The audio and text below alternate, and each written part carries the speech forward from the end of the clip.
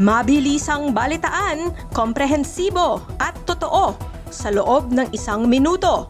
Simula na ang Diskurso Tidbits. Ano ba talaga? Sabi ng abogadong si Nicholas Kaufman, mahina na daw at nangangayayat si Digong. Pero sabi naman ni Pulong, malakas at tumaba pa nga. Wala ba silang GC at nang nakapag-usap muna sana? Sara Diskaya dumepensa na sa kinasasangkutang 96.5 million peso ghost project case. Not guilty daw. Aba, saan kaya siya kumukuha ng kumpiyansa?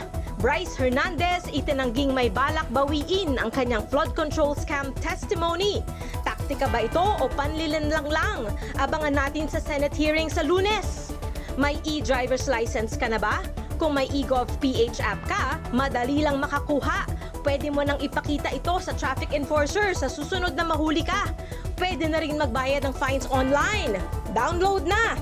Balitang mabilis, komprehensibo at totoo.